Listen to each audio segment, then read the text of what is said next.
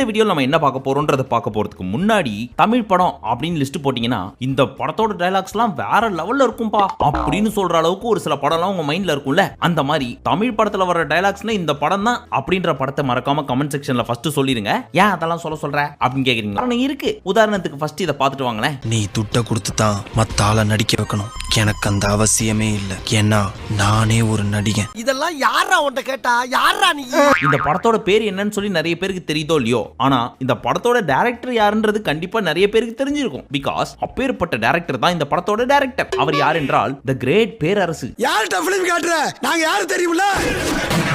வெறும் பிலிம்லடி action film. And இந்த படத்தின் பெயர் பழனி. நம்ம பேரரசை பொறுத்த வரைக்கும் படத்துக்கு பேர்லாம் நான் யோசிக்கவே மாட்டேன். ஏன்னா என்ன பேர் வைக்கலாம் அப்படின்னு சொல்லி டிராவல் பண்ணி போயிட்டு இருக்கிறப்போ அங்க எங்க எட்டி பார்ப்பேன், பழனி, திருப்பதி, திருப்பாச்சி இந்த மாதிரி ஏதாவது ஒண்ணு வந்துட்டு இருக்கும். கண்ணுக்கு எந்த ஊர் தென்படுதோ அதே படத்துக்கு பேரா வச்சு அந்த படத்தோட பேரையே ஹீரோக்கும் வச்சிருவேன் அப்படின்னு கெத்தா மாறு தட்டி கொள்ளும் ஒரு டைரக்டர் தான் நம்ம பேரர். அவரோட பேரை சொல்றப்ப கூட டங்கு ஸ்லிப் ஆகுது. அவர் எந்த ஊருக்கு மாத்தினாலும் சரி அந்த ஊர்லயும் நான் பொழைச்சுக்குவேன். எனக்கும் ஊருக்கும் ரொம்ப ராசி.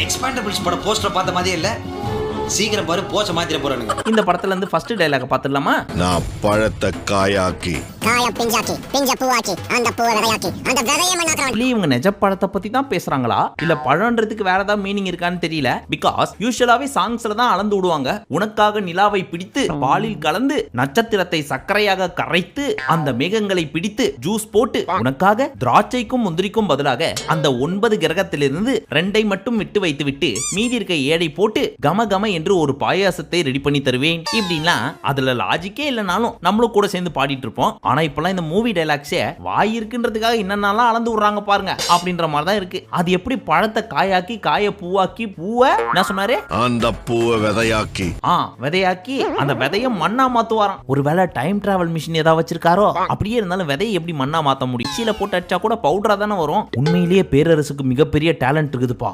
டேலண்ட் எல்லாம் ஒண்ணு இல்ல பிரதர். அதெல்லாம் சரி, வில்லனுக்கே இப்பேற்பட்ட டயலாக்னா ஹீரோவோட டயலாக் எப்படி இருக்கும்? மண்ணை விதையாக்கி விதைய பூவாக்கி பூவை பிஞ்சாக்கி பிஞ்ச காயாக்கி காய பழமாக்கி அந்த பழத்தை கொட்டை எடுத்து கொட்டையில பருப்பு எடுத்து பருப்பை வறுத்து எடுக்கணும். ஏய் என்னடா டயலாக் இது? எவன் எழுதி கொடுத்தானே அது இப்படி பேசிட்டு போறான்? இதுல காமெடி என்னவென்றால், என்னதான் நம்ம பரத் முகத்தை ஆக்ரோஷமா வச்சுட்டு பேசினாலும் அவர் பேசுற ஒவ்வொரு டயலாக்கும் பரத் மூஞ்சில பேரரசு வந்துட்டு போறாரு. அதுதான் ஏன்னு தெரிய மாட்டேங்குது. எங்களுக்கும் தான். அதெல்லாம் சரி, வில்லன் எல்லாத்தையுமே ரிவர்ஸ்ல சொன்னாரு. நான் பழத்தை காயாக்கி காய பிஞ்சாக்கி பிஞ்ச பூவாக்கி அந்த பூவை விதையாக்கி அந்த விதையை மண்ணாக்குறான்டா. ஆனா நம்ம ஹீரோ அவர் சொன்னதே ரிவர்ஸ் ஆக்கி காலங்காலமா நம்ம விவசாயிகள் என்ன பண்ணிட்டு இருக்காங்களோ அதை தான் சொன்னாரு. நான் மண்ணை விதையாக்கி விதைய பூவாக்கி பூவை பிஞ்சாக்கி பிஞ்ச காயாக்கி காய பழமாக்கி அந்த பழத்தை கொட்டை எடுத்து கொட்டையில பருப்பு எடுத்து பருப்பை வறுத்து எடுக்கணும். அதுக்கே அவ்வளவு பெரிய எஃபெக்ட் வேணா இப்படி பண்ணிருக்கலாம். இத்தனை காலமா விவசாயிகள் எவ்வளவோ கஷ்டப்பட்டு இருக்காங்க. அவங்க படும் பாட்டை நம்ம பரத் சொல்லி புரிய வச்சிருக்காருன்னு வேணா எடுத்துக்கலாம். சாரி, பரத் மூஞ்சில அப்பப்போ வந்துட்டு போறப்ப நெக்ஸ்ட் டயலாக் கேப்பமா? நான் குட்டைய குளமாக்கி குளத்தை ஆராக்கி ஆற நதியாக்கி நதிய கடலாக்குறவன். அடேங்கப்பா, நம்ம அங்கிளால சாதாரண குட்டையே கடலாக்க முடியும் அப்படின்னா இவரை மட்டும் இந்தியாவுக்கு பிஎம் ஆக்கினா தெருக்கு தெரு கடல் விடுவார் போல இருக்கே. கடல் எங்கிட்ட மோதுன மூழ்கி முக்குளிச்சு மூச்சடைச்சு செத்துருவேன். என்ன பேசிட்டு இருக்கும்போது பிபி ஊதுற? இதுக்கு கவுண்டர் கொடுக்கறதுக்கு நம்ம பரத் வருவாரே, அவர் என்ன சொல்றாருன்னு கேட்போம். அன்னைக்கு என்னமோ கடலு கொடலுன்னு டயலாக் விட்டியே, அதுக்கு ரிவ்யூட்டு கேட்டுக்க. என்ன பெருசா சொல்ல போறாரு? அவர் சொன்னதை அப்படியே ரிவர்ஸ்ல சொல்லிட்டு லாஸ்டா குட்டியா ஒரு பஞ்ச் டயலாக் போட போறாரு. அதான பரத் சார்? நான் கடலை நதியாக்கி நதிய ஆராக்கி ஆற குளமாக்கி குளத்தை குட்டையாக்கி அந்த குட்டையை சர்க்கரையாக்குறவன். எப்படி கரெக்டா சொன்ன கொள்கையை பார்த்துக்கிட்டீங்கன்னா நம்ம நாட்டு மக்களுக்கு நல்லதுதான் செய்யற மாதிரி இருக்கு. ஒட்டு மொத்தத்துல இவங்க 2 பேருமே ரொம்ப நல்லவங்கப்பா. சின்ன வயசுல இருந்தே நாங்க 2 பேரும் நல்லவங்களாவே வளர்ந்துட்டோம் இல்லடா. சரி, இன்னும் ஒரு 2 டயலாக் மட்டும் இந்த படத்துல இருக்கு. அதை மட்டும் பார்த்துட்டு அடுத்த படத்துக்கு போயிடலாம். பக்கா அவ அடிதான் வைப்பா, நான் வெடியே வைக்கிறேன். பாஸ், வெடி வைக்கிறது ஏன் இவ்வளவு பெருசா சொல்றீங்க? 3 வயசு பையனே அசால்ட்டா வைப்பான். ஒருவேளை அவங்க இவரை அடிச்ச அடியில என்ன பேசுறனே தெரியாம இவரு மென்டல் ஆயிட்டாரோ? மென்டல் ஹாஸ்பிடலுக்கு போன் பண்றான். நான் இந்த வீட்ல தான் இருப்பேன். அவளை உன்னை பொம்பளைன்னு பாக்குறேன். நான் உன்னை ஆம்பளையா பாக்குறேன். நான் இந்த வீட்ல தான் இருப்பேன். நீ வேணா என் கூட இரு. ஐ ஆம் நாட் பேட் மேன். இந்த டயலாக்லாம் நல்லா தான் இருக்குது, ஆனா மாடுலேஷன் தான் கொஞ்சம் மாத்திருக்கணும். நான் உன்னை ஆம்பளையா பாக்குறேன் அப்படின்னு சொல்லாம நான் உன்னை ஆம்பளையா பாக்குறேன்டா அப்படின்னு சொல்லியிருந்தாங்கன்னா அவங்க சொல்ல வர்றது என்னன்றது அந்த வில்லனுக்கு புரிஞ்சிருக்கும். அப்படி மூடோட பேச வேண்டிய டயலாக முறுக்கின்னு பேசினா எப்படி வில்லன் ஒத்துப்பாரு? நான் ஒத்துக்க மாட்டேன். ஆனா ஒத்துக்கிட்டாருல, அதை கேட்ட உடனே உள்ளுக்குள்ள குஷி ஆயிடுச்சு.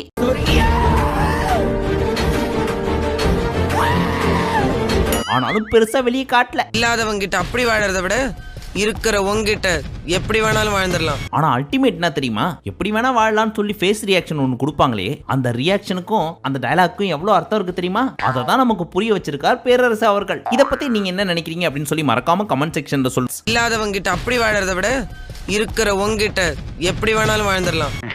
ஓஹோ, இவர் நம்ம கிட்ட மேட்ரு எதிர்பார்க்கறாரு போல. Okay sir. இதை விட அல்டிமேட் என்ன தெரியுமா, இந்த டயலாக் சொல்லி முடிச்ச உடனே ஒரு மொட்டை தலையரே ஒரு ரியாக்ஷன் கொடுப்பாரு. அதை கொஞ்சம் பாருங்களேன்.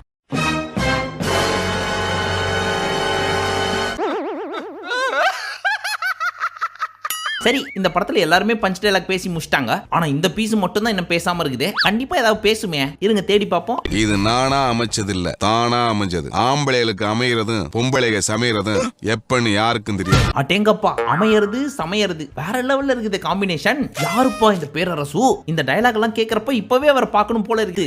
ரெய்ட் அப்படின்ற படத்துல இருந்து ஒரு சில டயலாக்ஸ் எல்லாம் பார்க்க போறோம். ஆரம்பிக்கலாங்களா?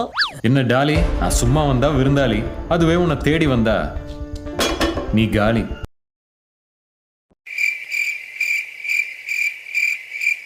லைட்டா கன்ஃபியூஸ் ஆகுதே, திருப்பி ஃபர்ஸ்ட்ல இருந்து போடுங்க. என்ன டாலி, நான் சும்மா வந்தா விருந்தாளி, அதுவே உன்னை தேடி வந்தா நீ காலி. நான் சும்மா வந்தா விருந்தாளி, அதுவே உன்னை தேடி வந்தா நீ காலி. விருந்தாளி காலி, காலி விருந்தாளி. கொஞ்சம் நான் சிங்கா இருக்கே. எது எப்படியோ லீ லீ அப்படின்னு முடியுதுல. விக்ரம் பிரபுக்குலாம் அது போதும் அப்படின்னு இந்த டயலாக் ரைட்டர் ஏதாவது நினைச்சிட்டாரான்னு தெரியல. சரி, நெக்ஸ்ட் டயலாக் கேட்போம். உன்னோட தலையெழுத்த பிரம்ம பெண்ணில் எழுதியிருந்தா நான் கண்ணில் எழுதிருவேன். பெண்ணு கன்னு வேற லெவல் சிங்கா இருக்கு. கண்ணுன்ற ஒரு வார்த்தையை போடணும் அப்படின்றதுக்காக முன்னாடி ஒரு பெண்ணை சேர்த்துருக்காங்க. பட் இவங்களுக்கு எப்படி தெரிஞ்சே தலையெழுத்து எழுதுற பிரம்மம் பெண்ணாலதான் எழுதுறாரு அப்படின்ட்டு? இது ஒரு நல்ல கேள்வி. பதில சொல்றா. ஒருவேளை ஒளிஞ்சிருந்து பார்த்திருப்பாங்களோ? எங்களுக்கு சொல்ல தெரியும், நாங்களும் ஆம்பளை தான். மீச தாடி வச்சவங்களாம் ஆம்பளை இல்லடா. ஆம்பளைன்னா ரத்தம் இருக்கணும், அதுவும் சுத்தமா இருக்கணும். ரத்தம் சுத்தம், பெண்ணு கன்னு, விருந்தாளி நீ காலி, எதுகை மோனே எல்லாம் பயங்கரமா இருக்கே. யாருப்பா அந்த டயலாக் ரைட்டரு? இந்த மாதிரியான டயலாக்ஸுக்கெல்லாம் எத்தனை அவார்டு கொடுத்துருக்கணும். ஆனா இந்த படம் வந்தது கூட நமக்கு தெரியலையே. கவலைப்படாதீங்க டயலாக் ரைட்டர் சார், உங்க போன் நம்பர் மட்டும் கொடுங்க. இந்த டயலாக்ஸ் எல்லாம் கேட்டதுக்கு அப்புறம் நம்ம பசங்க உங்களுக்கு போன் அடிச்சு பாராட்டு மழையா பொழியணும்னு ஆசைப்படுறாங்க. போன் போட்டு எடுக்க மாட்டேன். போன் போட்டு பேசுற நிலைமையில நான் இல்ல. நான் பத்திரிகை கொடுக்காம போறதில்ல, போனா கிஃப்ட் கொடுக்காம வரதில்ல. யோ, இதெல்லாம் என்ன டயலாக்? எவனாவும் பத்திரிக்கை வைக்காம கல்யாணத்துக்கு போவானா? கல்யாணத்துக்கு போனா கிஃப்ட் வைக்கிறது வழக்கம். இதெல்லாம் ஒரு பஞ்ச் டயலாக்னு பேசிட்டு இருக்காங்க. ஒருவேளை ஏகப்பட்ட பஞ்ச் டயலாக்லாம் நான் வச்சிருக்கிறேன், அதெல்லாம் பேசணுன்றதுக்காகவே ஒரு படம் எடுப்போம்னு சொல்லி இந்த டைரக்டரும் ஸ்கிரிப்ட் ரைட்டரும் சேர்ந்து இந்த மாதிரி ஒரு படத்தை எடுத்து வச்சிருக்காங்க போல இருக்கு. ஆனா உண்மையிலே டயலாக் ரொம்ப நல்லா இருந்துச்சு சார். போய் சொல்லாத. இதுக்கு முன்னாடி வந்த டயலாக் எல்லாம் எதுகை மோனில போயிட்டு இருந்துச்சு. ஏதோ புரிஞ்சுதே. நான் சிங்கா இல்லைனா கூட பாலும் நெய்யும் ஊத்த பாடி இருக்க கூடாது, தண்ணியில கரைக்க சாம்பல் கிடைக்க கூடாது. இதெல்லாம் என்ன டயலாக்? பாலும் நெய்யும் ஊத்த பாடி இருக்க கூடாது, தண்ணியில கரைக்க சாம்பல் கிடைக்க கூடாதா? உண்மையிலேயே இந்த டைரக்டர் மேல லைட்டா எனக்கு டவுட் இருக்குது. அடுத்து வர போற டயலாக் இருக்கே, அதை என் வயல எப்படி நான் சொல்றது? ஃபேமிலியோட பாக்குறீங்க அப்படின்னா கொஞ்சம் பார்த்து பாருங்க. என் நாக்குல மச்சம் இருக்க பாரு, வேற இடத்துல இருக்கு. இப்ப எதுக்கு சம்பந்தமே இல்லாம இவரோட அந்தரங்க மேட்டர்லாம் எக்ஸ்பிளைன் பண்ணிட்டு இருக்காரு? இதுக்கு பேக்ரவுண்ட்ல ஒரு பிஜிஎம் வேற. ஏற்கனவே நம்ம தாத்தா பாட்டிங்க சொல்லினே இருப்பாங்க, இப்பெல்லாம் படமா வருது கருமு கருமு. அந்த காலத்தெல்லாம் எப்படி இருந்துச்சு தெரியுமா படம் அப்படின்ட்டு? இதெல்லாம் கேட்டாங்கன்னா கண்ணு வேண்டாடா சாமி, தாத்தா உங்க பாதத்தை தொட்டு வணங்குறேன், திருந்திங்கடா கண்ணு திருந்திங்கடா. நானும் இந்த படத்துல இருந்து ஒரு சில டயலாக்ஸ் மட்டும் எடுத்தா போதும் அப்படின்னு நினைச்சிட்டு தான் இந்த படத்தை பார்த்தேன். ஆனா ஸ்டார்ட் டு எண்டு பார்த்தா ஃபுல்லா டயலாக்ஸ் மட்டும் தான் இருக்குது இந்த படத்துல, அதுவும் பஞ்ச் டயலாக்ஸ். அடுத்து வர போற டயலாக கேளுங்க. என் கண்ணில இருந்து யாரும் தப்பிச்சது இல்ல, என் கண்ணில இருந்து யாரும் தப்பிச்சது இல்ல.